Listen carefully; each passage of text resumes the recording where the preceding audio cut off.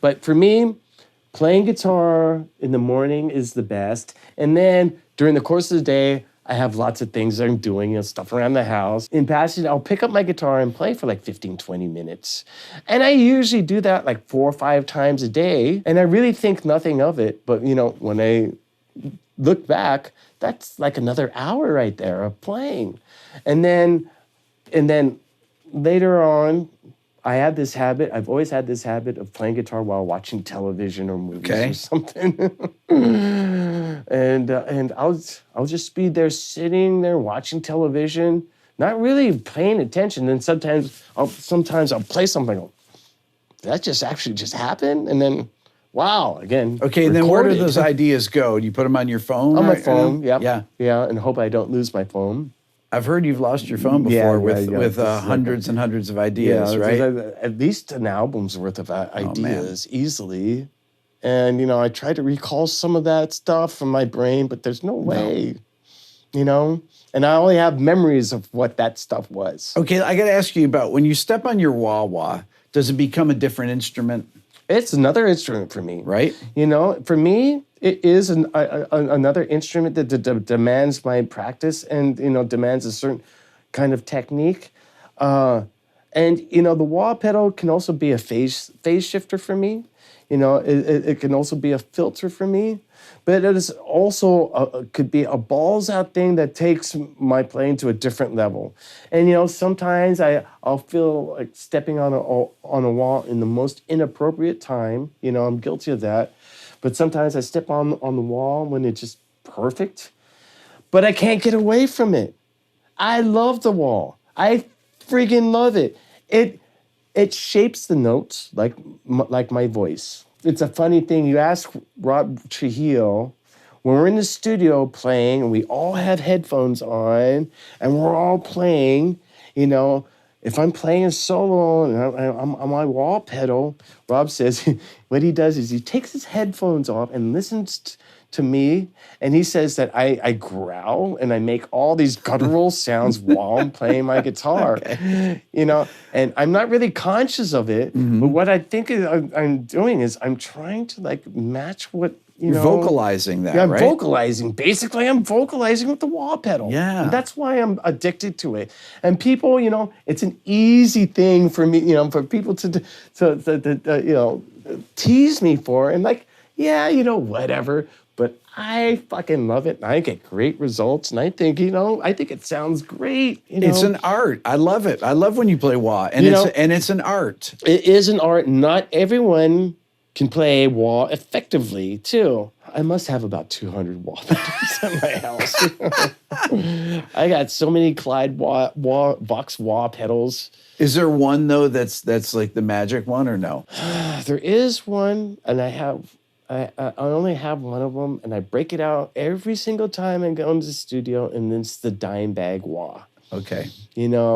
And I love Dimebag. I loved him as a guy. I loved him as a person. I loved him as a player. And I to this day, I just have like a lot of emotions toward towards those him and his brother. But he made a wah that has this pickup selector where you can toggle through all the various things, and it's the greatest idea. Wah. And on top of that, there's a boost. Yes. And I was like, when I was looking at this wall, I thought, this is the wall that I should have made. And when Dunlap said, let's put out your version of the wall, I really wanted to just copy it, but I didn't, just out of respect for Dimebag. But that's the wall for me. It's the Dimebag wall. It's the greatest wall that's ever been fucking made. I love the old Vox Clyde pedals. Yes, those are great. Because they sound like all those 60s players, Clapton, fucking Beck, Page. But the Sweet, it's not wide enough for me. So I saw you guys, I mentioned this last night, I saw you guys play in 2018, I think it was, in Atlanta. And I believe it was the first time you guys first tour using the fractals on, maybe. Yep. Avenged Sevenfold was opening for you, and they had mic'd amps and everything. And they're in a stadium, and it's tough. You never know what you're going to get sound-wise. Yep. And there's sound where I was standing was really muddy. And then you came on and it was super clear. I know that you're a huge fan of amplifiers, but now you've gone to fractals, which for those of you out there, fractals are digital modelers. Digital modelers. Yeah. Okay, tell me what the benefits of having these are. It used to drive me crazy when we'd go on tour and we'd have amp heads and pretty much sound different every single show, you know? And there's a lot of factors involved in that. And a lot of it is mic placement on speakers, you know, the travel of the amps. Bouncing around. Yep. You know, going through different temperatures, you know, different types of humidity. You know, Marshall amps the bias is super sensitive and anything can change the bias. Yes. Literally anything can change the bias. Put it in the back of a U-Haul truck. The bias will change and the sound would change.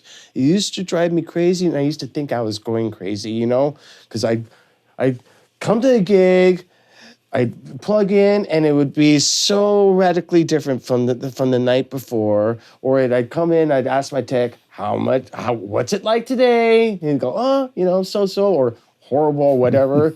We'd always had to tweak. Okay. Always have to tweak. Do something, you know, make minor adjustments. And, you know, it was just par for the course back then. It was just part of, you know, touring and like dealing with your guitar sound from day to day because it was always changing. But then, you know, these digital modelers started showing up, Fractor, Kemper, and all these different things. And I was like, oh, okay, you know, that's interesting. You know, maybe it's like a Line 6, you know, because there was a time when everyone was using Line 6 stuff. Oh, yeah. You know? Yeah. It was explained to me what these things are capable of. And I thought, okay, you know, let's try it out. And at that time, we were, you know, we had just come off recording Hardwired. And so my amp setup in the studio was still set up, and James's amps, you know, setup in the studio was still set up. And so one day, Justin, my tech, and Greg Fiddleman and I went in there, and we literally cycled through every single head and every single speaker we had and found the best ones and, you know, got the best heads and then put the sound together. You know, I think we blended like 2 or 3 different amps and got the overall sound together. And then we modeled it with the Fractal. And it was amazing because like I had a studio quality sound in my Fractal, you know, album quality sound. You know, that's a hard thing to do. And, you know, especially when you blend like 50 amps to get one sound. Yeah. You can't do that on the road. We mentioned that earlier. But all of a sudden with Fractal, you could do that. And so we did that. And then James and I instantly realized that this is what we were looking for this whole time, because the consistency between being in rehearsal, going on tour, playing radio shows, TV shows, award shows, you know, going into the studio recording, yeah, the sound is consistent through all of that. Right. And that saves us so much time and headache and heartache. Literally, I mean, it's just like, it gives us a confidence in our sound, just knowing our sound is there. Is it especially important too on these massive, I mean, you're playing stadiums, because it's so consistent no matter where you're where you're standing, you get your in-ears in, and you know that the sounds are going to be right for the songs. If it sounds good in our in-ears, that's not necessarily how it sounds out in the house. Okay. And, you know, you need to sound like, you know, just get some sort of feel for what it sounds out in the house. And, you know, that could be difficult if you're doing a sound check and there's no one in the house. Just the other day, James and I are going, wow, our guitars sound great. You know, of course, there was no one in MetLife Stadium. Right? Next day, Friday, 80,000 people. I hit a chord, it's like muffled. I'm like, oh. I look over at James, and James like had that same expression. And I knew that we were hearing the same thing. You know, that happens. Sure. You know, you never know what a place is going to sound like once it's filled in with people. So a lot of times I'll use a handy little presence knob and just like turn it up maybe a couple notches, and it seems to do what I need it to do.